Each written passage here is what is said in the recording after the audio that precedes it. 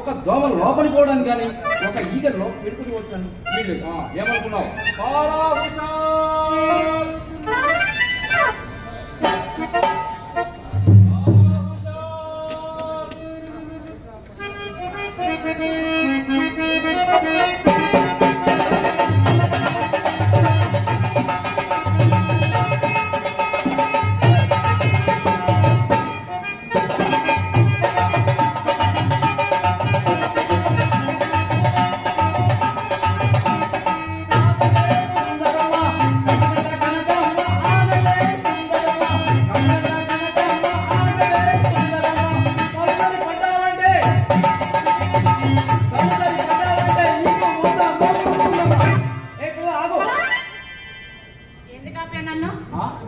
ఎవరి యాత్రతో నీవు కొండలో నుంచి బయటకు వెళ్తున్నావు ఉంటా నీ ఆజ్ఞతో నాకు పని ఏంటి అన్నా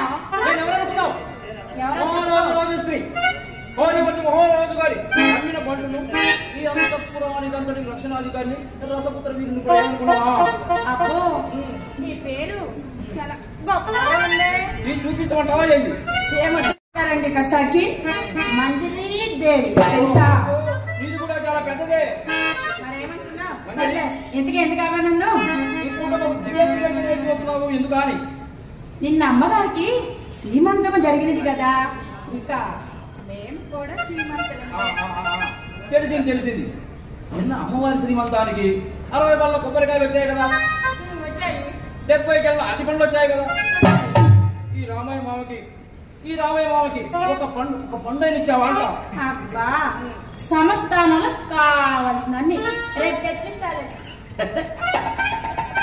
నేను ఎప్పుడు అనుకున్నా ఏమనుకున్నావు? నువ్వు ఇస్తావని. ఏంటది? కొబ్బరి చిప్ప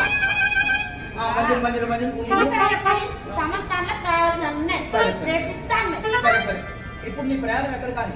ఎక్కడికేంటి? అమ్మగారిని ఉద్యానవనం నుంచి రాణివాసానికి చేర్చి తిన్నగా ఇంటికే వెళ్తున్నా. అయితే ఆలస్యమైన పర్వాలేదు కానీ నీతో ఒక రహస్యం చదువుకుంటున్నా మంజరి. రహస్యమా?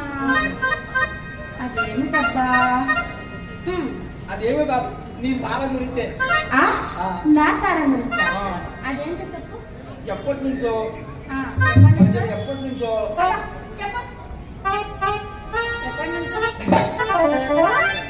నీకు ఆడుకోవాలి మంజరి. సరేలే, ఇప్పుడు ఆడేంత సమయం లేదు, ముగించేయండి. మరేమో నిన్న అమ్మగారు అయ్యగారు ఉద్యానంలో కూర్చొని గుసగుసలు ఆడుకుంటుంటే నా మనసు పరిపరిధాలు పోయింది. పరిస్థితులు పోతుంది, ఎందుకు పోదు? అందుకే నీకు ఆడుకోవాలని మంజరి.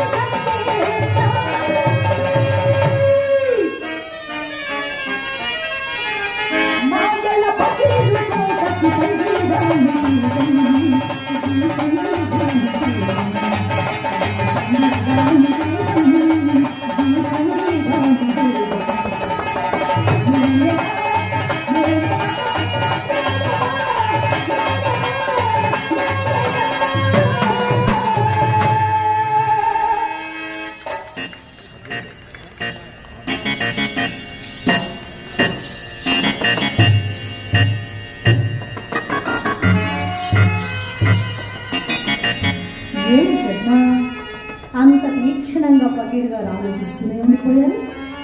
ఏమిటో కనుక్కుంటే పోలా? అసలు అలా ఉంటే ఏమైనా బాగుందా? అస్సలు బాగోలేదు కదా.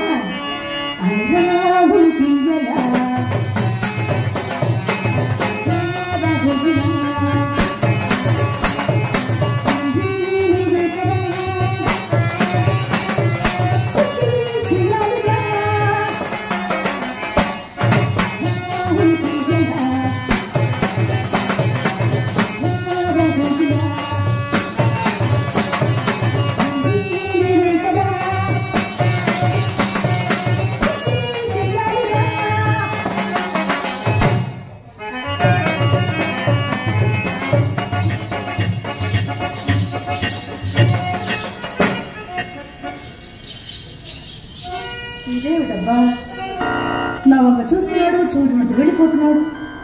ఏమీ అర్థం కావడం లేదు. సరే, చివరాఖరి ప్రయత్నం ఒకటి చేస్తా. చూశాడా, మాట్లాడా, సరే సరే, లేకపోతే పోయేదే ఉంది. నేనే మాట్లాడతా. ఎక్కడ నెగ్గాలో కాదు, ఎక్కడ తక్కాలో నాకు బాగా తెలుసు కదా.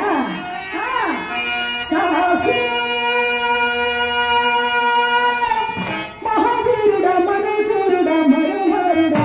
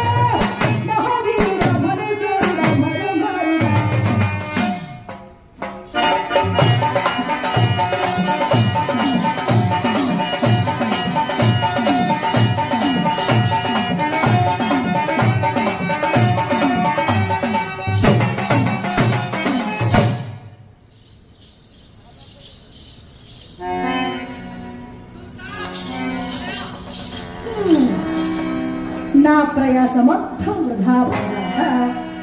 పాదుషా వారు ఈ రోజు ఏదో దీర్ఘంగా ఆలోచిస్తున్నట్టున్నారు. అవును, అదేమిటో నాకు తెలుసులే. ఏమిటి తెలుసు? పులుసు.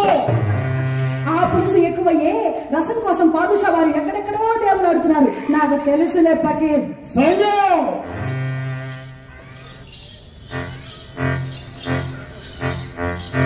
ఈ మాయల పకిన తెలుసుకోవటానికి నీకు కాదు కదా, నిన్ను పుట్టించిన బ్రహ్మకైనా తనకు కాదు. అంత రహస్యమా? అక్షరం ఏమిటి? ఈ సంగుకే తెలియని అంత రహస్యమా? ఏమిటి? నా రహస్యాలన్నీ నీకు తెలిసిపోయాయన్నమాట. అవునన్నమాట.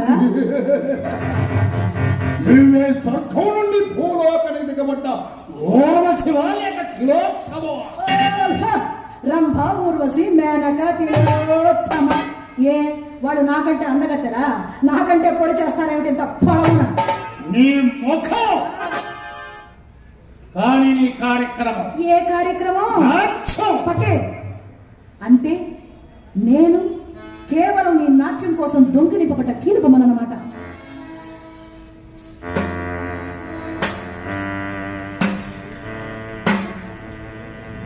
అంతేకాదు సంగం, ఆ కీలు బొమ్మకు రంగు కూడా అప్పుడే చాలా వరకు మార్చిపోయింది. ఇక బొమ్మతో అంటే కాలం ఆడుకోలేదు. పకే నువ్వు మానవుడివా రాక్షసుడివా?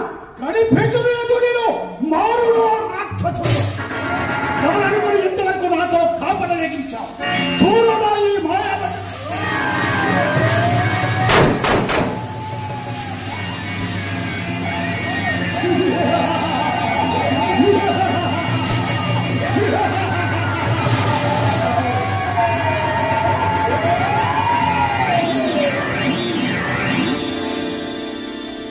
ఇప్పుడు అర్థమైందా నేను మానవుడు రాక్షసుడు? ఎవరనుకుని ఇంతవరకు నాతో కాపల లెగించావు? కానీ నీ నాట్యం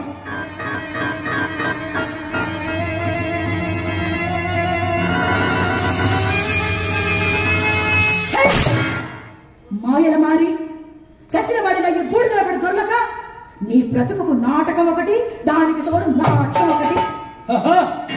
ఇన్ని దినాలు ఈ ఫకీరు నీ కళ్ళకొక నవమన్నధుల్లా కనిపించాడా సగం? కాదు, రక్షించే దిక్కు లేక, రక్షించే దిక్కు లేక నువ్వు ఆడమన్నప్పుడు ఆడాను, నువ్వు పాడమన్నప్పుడు పాడాను.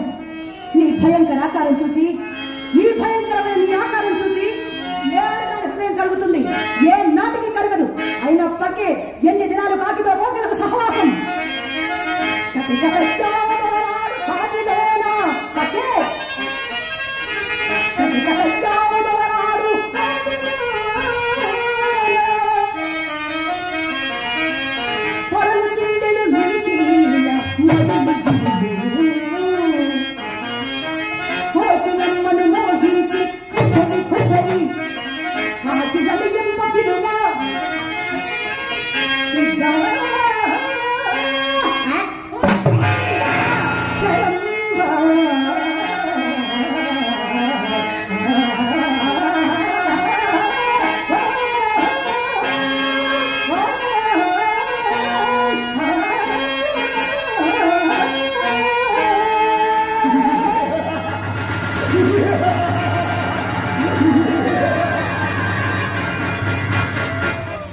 అప్పటికి నీవు కోకెలవు, నేను కాకినన్నమాట. అవునన్నమాట. చూడు సంగు, కైపెట్టిన నా పెదాలు నీ గులాబీ బుక్కల్ని ముద్దు పెట్టుకున్నప్పుడు కూడా నీకు కాకిలానే కనిపించాను. అది ఎవరికి తెలియదా? తెలుసు, తెలుసు. తెలిసి చేయగలిగింది లేక నా జీవిత లతను ఒక దాసరపానికి నీ శరీరం నీ దగ్గర ఉంచుకొని మాట్లాడు. ఫకీరుని ఎదిరించి ఆ కోపరితులైన దౌర్భాగ్య జీవితాలు చూచి ఉన్నాడు. సర్వ దైవ శక్తులు ఫకీరు చిటికలు కదిలినంత మాత్రాన్ని దైతకలాలు సంఘం దైతకలాలు నా కనకంటే మంటలో ప్రపంచమంతా బూడిద. రాక్షసుడా, ఇది వరకులాగా నీ మాయాధికారం నా మీద చలాయించడం సుమా? నన్ను జయించడానికి ఏదైనా మంత్రశక్తి కానీ తత్వశక్తి కానీ సంపాదించావా? ముమ్మాటికి ముమ్మాటికి